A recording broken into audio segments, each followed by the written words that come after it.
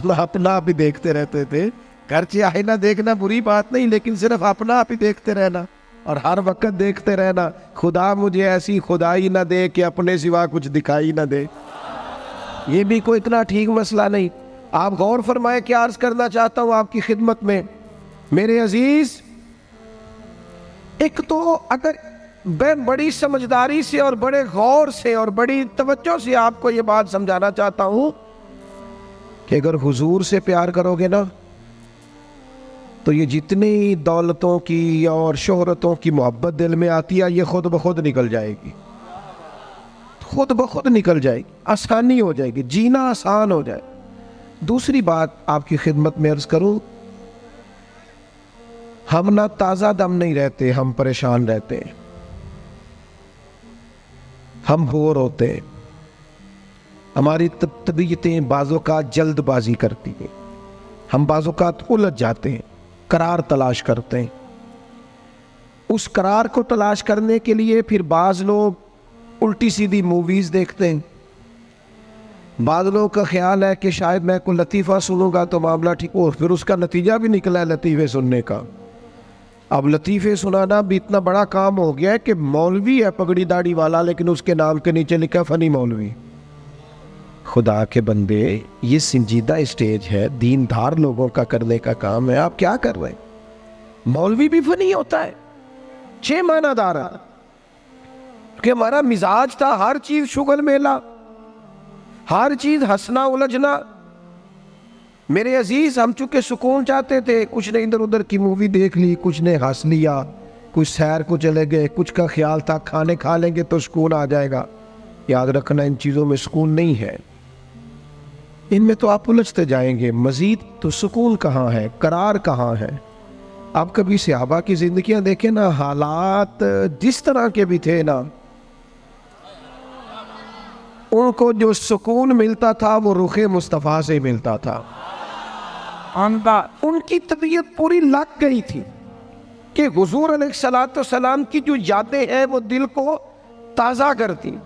उनका ख्याल था कि बाहर अगर किसी चीज़ का नाम है तो वो ज़िक्र मुस्तफ़ा है, याद मुस्तफ़ा है और दीदार मुस्तफ़ा है। आला हज़रत मुफ्ती हैं, फतवा देते हैं।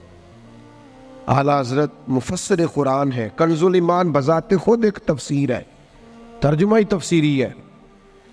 आला हज़रत मुहद्दिस हैं, वो जब अहादीस मुबारका का हवाला देते हैं तो यूँ लगता है कि जैसे बड़ी गहरी नज़र है इनकी, रावियाने हदीस पर भी, उसूल पर भी, और हाफ़ज़ा भी मजबूत है हिफ्ज़ हदीस के लिहाज। सारी चीज़ें उनके पास थी, लेकिन वो पता क्या कहते थे? कहते थे ये जो मेरा दिल चमकदार है ना, और ये जो मेरी तबीयत हल्की फुल्की है, उसकी वजह ये है कि उनकी महक ने दिल के गुंचे खिला दिए। ये मैं नहीं आपको तकरीर सुना रहा, मैं तो जज्बात का इजहार कर रहा हूं। उनकी महक ने दिल के गुंचे खिला दिए हैं। तो क्यों गुंचे खिला दिए? कहते मेरे नबी का कमाल ये है कि वो जिस राह चल दिए हैं कूचे बसा दिए। वो जिस राह भी चल दिए हैं कूचे, हुजूर पर थोड़ा गुजर जाए तो काम हो जाता है। करार, सुकून, सारे दुख मिट जाएंगे अगर दिल हुजूर से लगा लोगे।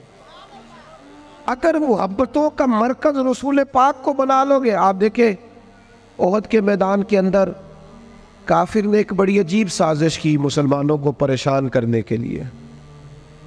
और भाई आप लोगों की वजह से अगर इतने लोग तकलीफ में हैं तो आपको समझ जल्दी से बैठ जाए जी, जल्दी से जी, फैसला करने में इतनी देर, अल्लाह आपको सलामत रखे, बैठ जाए जी। अब आप खड़े हैं जनाब, आप ही बैठ जाए, अल्लाह आपको बरकत अता फरमाए।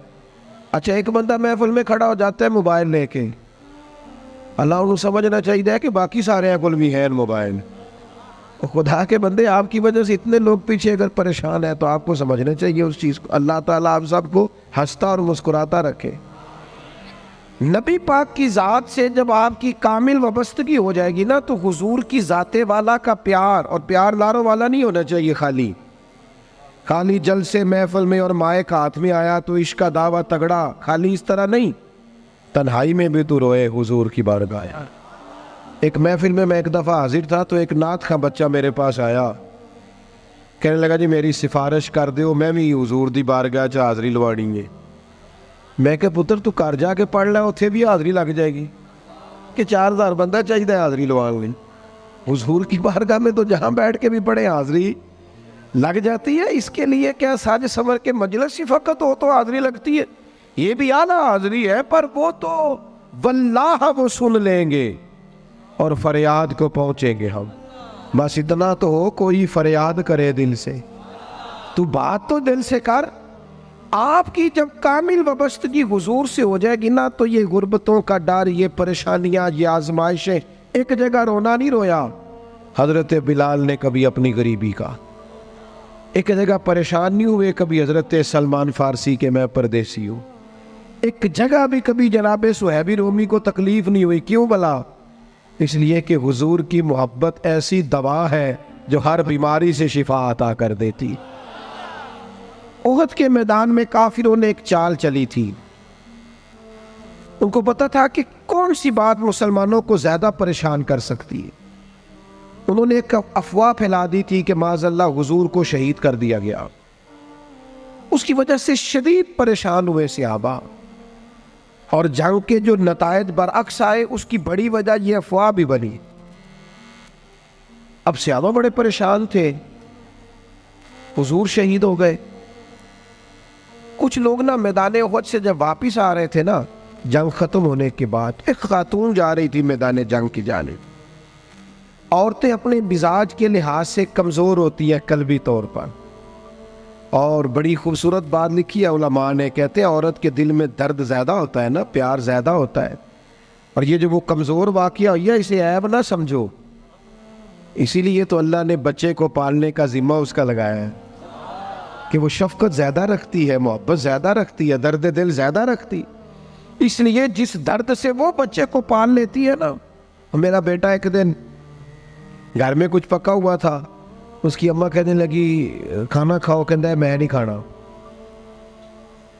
ओदी अम्मा कहती मैं बड़ा जोर लाया, बड़ी मेहनत की, बड़ी गर्मी च पकाया, अज तो यही खाना पैना है।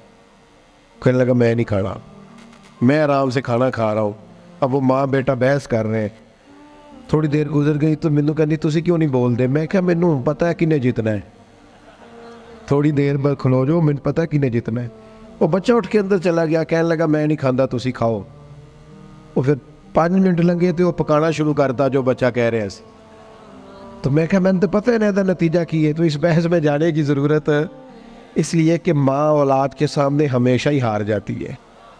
वो औलाद के सामने जीत सकती, वो नहीं जीत सकती ना। शफ़क़त ऐसी है। औरतें मिजाज के लिहाज से अल्लाह ताला ने नरमी दी होती, इसको ऐब ना जाना जाए, ये अल्लाह ताला ने उन्हें वदियत की है चीज़।